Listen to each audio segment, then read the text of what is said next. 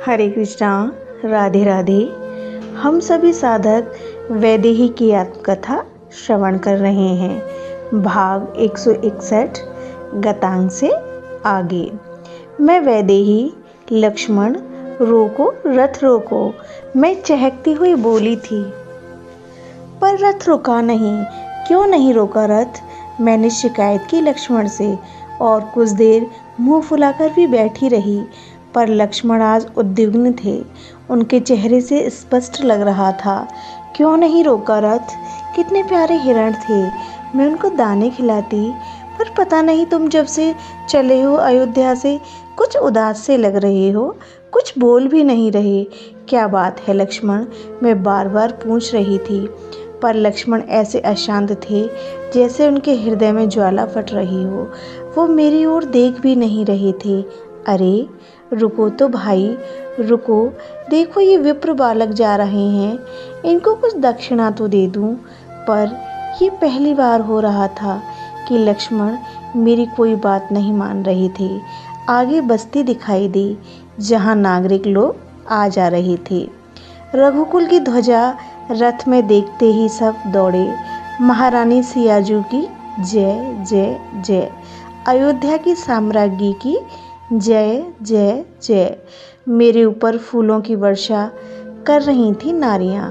मैं हाथ जोड़े सबका अभिवादन स्वीकार कर रही थी। बस्ती गई, वन प्रदेश फिर प्रारंभ हुआ। लक्ष्मण, तुम्हारे भैया कितना प्यार करते हैं ना मुझसे। मैंने एक बार ही कहा था उनसे कि मुझे वन देखना है, बस मेरी बात तुरंत मान लो। और मुझे वन भेज दिया। ये कहते हुए मैं आनंदित हो उठी थी। पर लक्ष्मण, तुम बोल क्यों नहीं रहे? बताओ ना। अब शाम तक ही तो मैं हूँ ना। शाम होते ही अयोध्या लौट चलना है। फिर क्यों ऐसे उदास चल रहे हो? भैया क्या बात है? तुम रो रहे हो। मैंने जब देखा तो लक्ष्मण रो पड़े थे। भाभी माँ, मेरा स्वास्थ्य ठीक नहीं है इसलिए। पर क्या हुआ तुम्हें? बताओ तो भाई, हुआ क्या तुम्हें? मैं अभी नहीं बता सकता। आंसू पोंछे लक्ष्मण ने। क्यों नहीं बता सकते? मैंने पूछा। आर्य की आज्ञा है भाभी माँ। गंगा के उस पार पहुंचकर ही मैं आपको कुछ बताऊं। तो शीघ्र रथ चलाओ ना। शीघ्र चलाओ लक्ष्मण। मुझे भी सुननी है तुम्हारे अग्रज की बातें। मुझे क्या पता कि क्या बात है। मैंने लक्ष्मण से रथ शीघ्र चलाने को कहा और बार बार कह रही थी, हाँ अब गंगा के इस पार आ गए हैं। अब बताओ लक्ष्मण, क्या कहा है तुम्हारे बड़े भाई ने? मैंने रथ में बैठे ही पूछा। आप उतरिए रथ में से माँ, सिर झुकाकर लक्ष्मण ने मुझसे कहा था। क्यों रथ में बैठकर बताने के लिए मुझे मना किया है क्या? ये कहते हुए मैं रथ से नीचे उतरी। ये क्या? मैं चौंक गई थी क्योंकि लक्ष्मण मेरे सामने साष्टांग लेट गए थे। ये क्या हुआ तुम्हें लक्ष्मण भैया? वो हिलकियों से रो रहे थे। उनके आंसुओं से धरती भीग गई थी।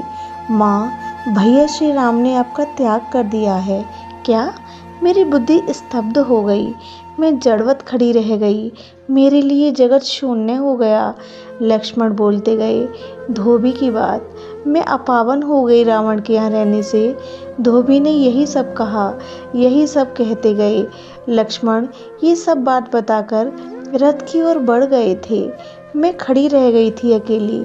रघुवंश की बड़ी बहू, अयोध्या की साम्राज्ञी, विदेह राज की लाडली पुत्री मैं वैदेही पर अकेली रह गई थी।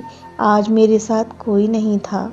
जब मैंने देखा रथ चल पड़ा लक्ष्मण का, मैं चिल्लाई, लक्ष्मण मैं भी प्रजा हूँ, मुझे भी तुम्हारे राजा से न्याय चाहिए। मैं स्वयं नहीं गई थी रावण के यहाँ, रावण मुझे लेकर गया था। मैं क्या करती? मैं नारी, मैं क्या करती? और फिर इस विश्व ब्रह्मांड ने भी देखा है। मैंने अग्नि परीक्षा भी दी है। मैं चिल्लाकर बोल रही थी, माँ मुझे इतना ही आदेश है। लक्ष्मण ने रथ रोककर मुझसे कहा, आदेश आदेश आदेश।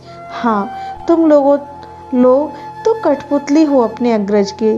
सुनो लक्ष्मण, मैं भी क्षत्रियाणी हूँ। मुझे ले चलो अयोध्या कहकर मैं तुमसे प्रार्थना नहीं करने वाली, पर इतना सुनते जाओ। ये देखो मेरे उदर में बालक हैं।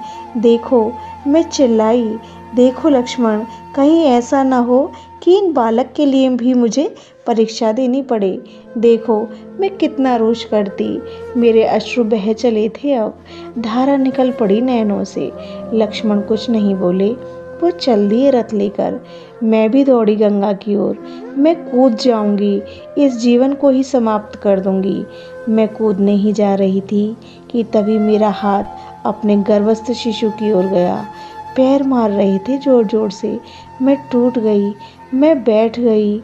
और तुम उसी निष्ठुर के तो पुत्र हो ना, तभी ऐसी अवस्था में भी चोट पहुंचा रहे हो अपनी माँ को। हे निष्ठुर के पुत्र, ओह मेरे हृदय में क्या बीत रही थी उस समय, मैं नहीं लिख पाऊंगी उसे। यह प्रसंग अब यहीं विश्राम लेता है।